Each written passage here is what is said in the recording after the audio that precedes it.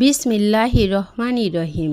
বিশ্ব আধ্যাত্মিক জ্ঞান সঞ্চার দরবার শরীফের প্রতিষ্ঠাতা আমার মুর্শিদ কেবলা গাউসুল আজম শামীম আলী চিশতির দরবার হইতে আমি কুলসুম চিশতি আপনাদের সকলকে জানাই আন্তরিক শুভেচ্ছা ও অভিনন্দন। আমার মুর্শিদ কেবলা গাউসুল আজম শামীম আলী চিশতির লেখা গ্রন্থ থেকে কিছু তত্ত্বকথা আলোচনা করিব। আশা করি আপনারা সবাই আমার আলোচনাটি মনোযোগ ও ধৈর্য সহকারে শুরু থেকে শেষ পর্যন্ত সম্পূর্ণ আলোচনাটি শুনিবেন। আমি আজকে আপনাদের মাঝে যে আলোচনাটি নিয়ে হাজির হলাম সে আলোচনাটি হলো দুরূদ কত প্রকার, কোন দুরূদ কার জন্য এবং কোন স্তরের লোকদের জন্য দুরূদ পড়িতে হয়, এই নিয়ে কিছু তত্ত্বকথা আলোচনা করিব। একটি দুরূদ হলো সমস্ত প্রাণী জগৎ যেমন 17,999টি মাখলুকাত ও নূর নবীজির নামে দুরূদ পাঠ করেন।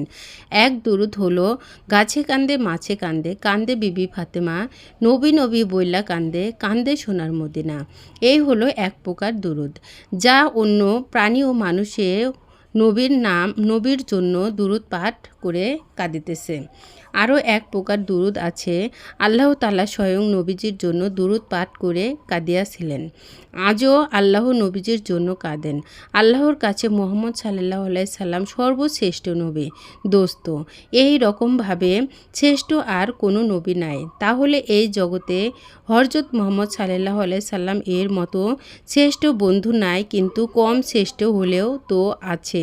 তারা কারা?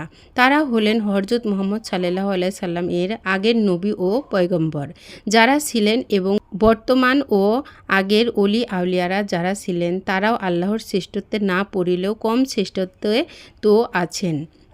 তাহলে আল্লাহ শ্রেষ্ঠ বন্ধুর জন্য দুরূদ পাঠ করিয়াছেন বেশি, কিন্তু যারা কম শ্রেষ্ঠ তাদের জন্য তো আল্লাহ বন্ধু বলিয়াছেন।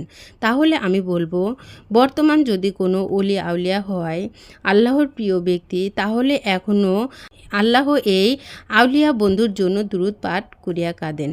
কেননা আল্লাহ ওই অলি আউলিয়ার মাঝে মুহাম্মদ সাল্লাল্লাহু আলাইহি সাল্লামকেই দেখতে পান, কারণ এই আউলিয়াটি হযরত মুহাম্মদ সাল্লাল্লাহু আলাইহি সাল্লাম এর চরিত্র, চলা, কথা বলা, জ্ঞান, বিবেক সমস্ত কিছু যখন সাল্লাল্লাহু আলাইহি সাল্লাম এর মতো গঠন করিয়াছে, তখন আল্লাহ সেই ব্যক্তির মাঝে মুহাম্মদ সাল্লাল্লাহু আলাইহি সাল্লামকেই দেখিতে পান এবং আল্লাহ সেই আউলিয়ার জন্য দুরূদ পাঠ করিতে থাকেন।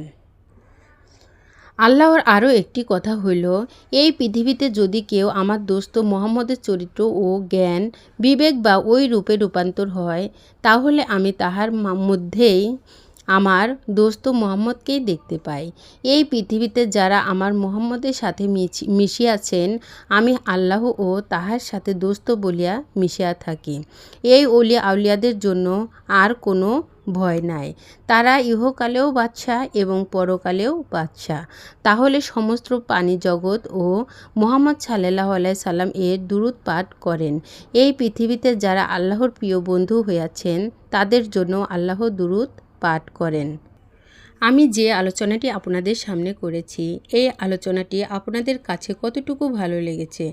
যদি ভালো লেগে থাকে তাহলে আমাদের এই চ্যানেলটি সাবস্ক্রাইব করে দিবেন। সামনে আরও ভালো ভালো আলোচনা পেয়ে যাবেন এবং আপনারা সামনে কী ধরনের আলোচনা চান আমাদেরকে কমেন্টে জানাবেন। আমরা চেষ্টা করিব আপনাদের পছন্দ মতো আলোচনা নিয়ে আসতে। আমার এই আলোচনাটি করতে যায়া কথা ভাষার ছন্দে কোনো ভুল হইয়া থাকে তাহলে আমাকে ক্ষমা ও সুন্দর দৃষ্টিতে দেখবেন। সকলে আমার জন্য দোয়া করবেন, আমি যেন আপনাদের সামনে ভালো ভালো আলোচনাগুলো নিয়ে আসতে পারি এবং শোনাইতে পারি। সর্বশেষে সকলের চরণে হাত রেখে একটি কথা বলতে চাই, আল্লাহ গোপনেরও গোপন। সে গোপনকে পাইতে হলে একজন কামেল মুর্শিদের কাছে যাইয়া বায়াত গ্রহণ করে সেই গোপন ইবাদত সাধনার মাধ্যমে আল্লাহকে লাভ করিতে হবে। সকলে ভালো থাকবেন, সুস্থ থাকবেন। আল্লাহ হাফেজ।